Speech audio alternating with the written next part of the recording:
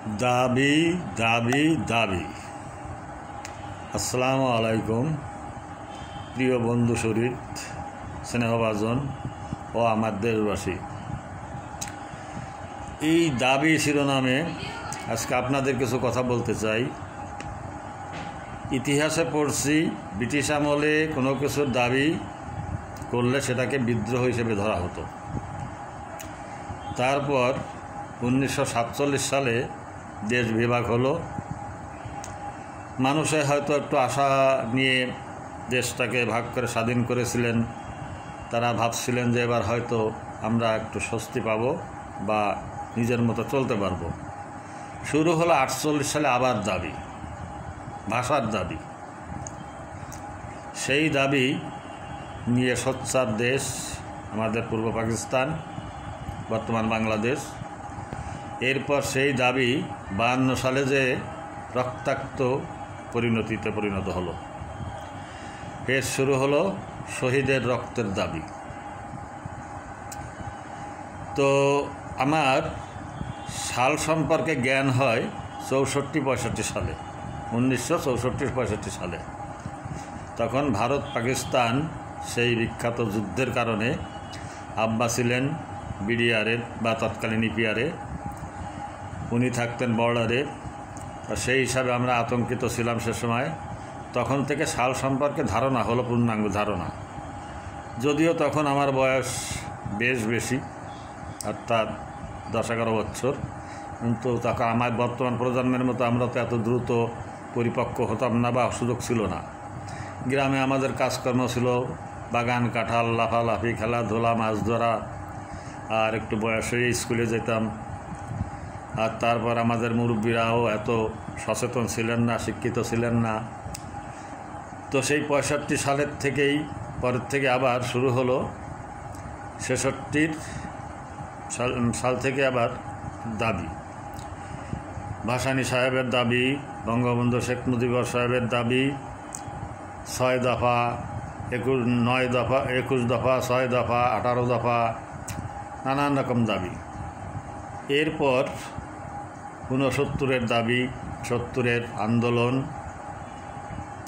তারপর স্বাধীনতা যুদ্ধ।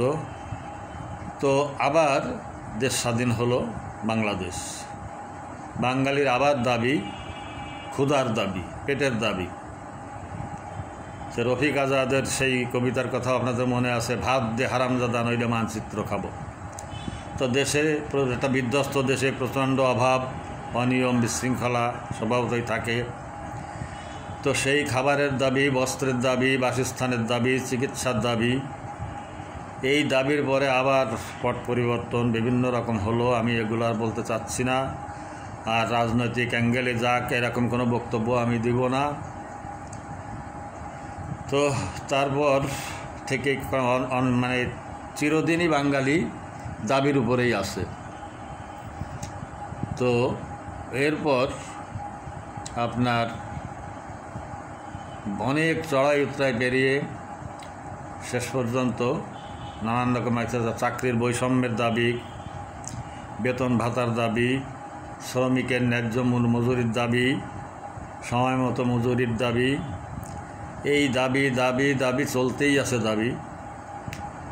এরপরও আসলো গণতন্ত্রের দাবি, স্বৈরতন্ত্র উৎখাতের দাবি। তো কে যে স্বৈরতন্ত্র, কে যে গণতন্ত্রী, এক দল আর এক দলকে বলে স্বৈরতন্ত্র, আর এক দল আর এক দলকে বলে স্বৈরতন্ত্র। তো যাই হোক, সেখানেও পরস্পরের প্রত্যেকেই আত্মপক্ষের দাবি, অর্থের দাবি, বৃত্তের দাবি, ক্ষমতার দাবি, ক্ষমতার পরিবর্তনের দাবি। এখন আবার আরেকটা, এরপর আসলো কোটা সংস্কার দাবি।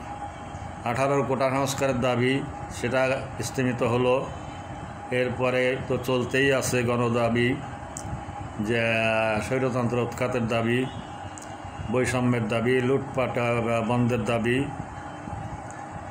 নির্যাতনের বন্ধের দাবি। তারপর আসলো 24-এর দাবি। এই দাবির সর্বশেষ পরিণতি হলো বিপ্লবী সরকার। এই বিপ্লবী সরকার বসতে বসতে এখনও বোধহয় 2 সপ্তাহ হয় নাই, তা আবার দাবি সমস্ত সংগঠনের, সমস্ত গ্রুপের শত শত দাবি। তো যারা এখনও বসতেই পারেনি তাদের কাছে আবার এত দাবি, অমুক বিভাগ দাবি, আমাদের স্থায়ীকরণ দাবি, আমাদের রাজস্ব অধীনে দাবি, আমাদের অটো পাসের দাবি, তা হাজার হাজার দাবি। বাঙালি তুই কত খাবি, কত দাবি? দাবি কি এমনি কোনোদিন হয়? দাবি তো আদায় করে নিতে হয়, আর নিজেদের সচেতন হয়ে সম্মিলিতভাবে মোকাবেলা করতে হয়। এরপর সিন্ডিকেটের বিরুদ্ধে দাবি, দুর্নীতিগ্রস্ত ব্যবসায়ীদের একতাবদ্ধতা হয়ে তারা যে লুটপাট করে তার বিরুদ্ধে দাবি। তো সেখানে জনতা তো কখনোই এক হয় না। জনতা যখনই এক হয়েছে দাবি পূরণ হয়েছে, কিন্তু নতুন আবার আর একটা গ্রুপ দাঁড়ায় গেছে, এইভাবে চলতেছে। তো এখন আমি কারো কারো পোস্টে দেখতেছি যে দ্রব্যমূল্য নিয়ন্ত্রণের দাবি, ন্যায় বিচারের দাবি, রক্তের দাবি। তো এই দাবির পরিসমাপ্তি কি আদৌ হবে? আজকে আমি আমার এক বন্ধুর দ্রব্যমূল্য নিয়ন্ত্রণের দাবিতে আমি একটা জবাব দিলাম, একবার যা বাড়ে এই দেশে তা কমে না। বাড়ে একটা জিনিস, সাথে তাল মিলে আমাদের সহ্য ক্ষমতা। এখন আমি দেশবাসীর কাছে আহ্বান জানাবো, আন্দোলনকারীদের কাছে আহ্বান জানাবো এবং নতুন সরকারের কাছে আহ্বান জানাবো। আমিও একটা দাবি জানাচ্ছি, সেটা হলেই খুব ঠান্ডা মাথায় পরিকল্পিতভাবে দ্রুততার সাথে এগুলো মোকাবেলা করার চেষ্টা করুন।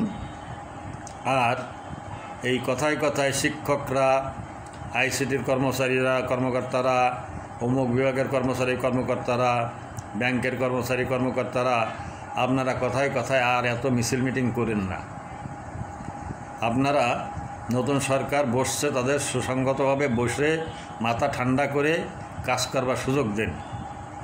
আপনারা আপনাদের লিখিত অভিযোগ জানায় আসেন, পর্যায়ক্রমে সরকার প্রায়োরিটি বেসিসে আস্তে আস্তে সেটা পূরণ করে কিনা, সেদিকে এগোয় কিনা সেইটা একটু দেখেন। এইটা আমার দাবি। তো এই কথায় কথায় রাস্তায় এখনও এরকম গণজামায়াত, গণ আন্দোলন, তারপর রাস্তা বন্ধ, এগুলো করে আত্মঘাতী আচরণই হচ্ছে। ইতিমধ্যেই আমি জানি না কোন অজ্ঞাত কারণে বৃহস্পতিবার থেকেই বিকেলবেলা থেকেই আর আমাদের প্রশাসন যন্ত্র তো ভেঙেই গেছিল, সেনাবাহিনীর নিয়ন্ত্রণে কিছুটা ছিল, তাদের প্রতি আস্থাও ছিল, ওনারা নিষ্ক্রিয় হয়ে গেলেন, যার কারণে প্রচুর সরকারি সম্পত্তি বা আমাদের জাতীয় সম্পত্তি ক্ষয়ক্ষতি হয়েছে। তার একটু তৎপর হলে বোধহয় এটা ঠেকানো যেত। আর যদি সমস্ত আন্দোলনকারী বা সমন্বয়করা ঢাকামুখী না হতেন, যার যার এলাকায় জনতাকে নিয়ে সংগতভাবে মোকাবেলা করতেন, তাহলে বোধহয় আরও একটু ক্ষয়ক্ষতি কমত। তো আপনাদের কাছে অনুরোধ জানাবো যে দাবি একটু ধীরে সুস্থে করেন, ধীরে চলেন। যে যে সংস্থার, যে যে গ্রুপের, যে যে বিভাগের দাবি আছে, আপনারা কতকগুলো দাবি সুসংহতভাবে ন্যায্য দাবিগুলো লিখিত আকারে সংশ্লিষ্ট মন্ত্রণালয়ে পেশ করেন। আস্তে আস্তে সরকার সেগুলো পূরণ করার চেষ্টা করবে। যদি গাফিলতি না করে তখন আবার আমরা দাবি করব। তো সবাই একটু ধৈর্য ধরি, একটু অপেক্ষা করি, আর নিজের থেকে নিজে ভালো হই। এই খাবারে বিষ মিশানো, শাকসবজিতে বিষ মিশানো, ফলে বিষ মিশানো, ওজনে কম দেওয়া, দুর্নীতিগ্রস্ত যে ব্যবসায়ী তাদের আমরা সম্মিলিতভাবে মোকাবেলা করি। আর এইভাবে আমরা একটু দেশটাকে গঠন করার চেষ্টা করি, নিজেরা একটু ভালো হই। এই দাবি করে আমি আপাতত আপনাদের কাছ থেকে আজকের মতো ছুটি দাবি করছি। সবাই ভালো থাকুন, দেশের সবাই শান্তিতে থাকি, আমরা সুখী সমৃদ্ধ একটা শান্তির দেশ যেন আমরা গড়তে পারি, সেই দাবি জানায়ে আমি বিদায় নিচ্ছি। আল্লাহ হাফেজ।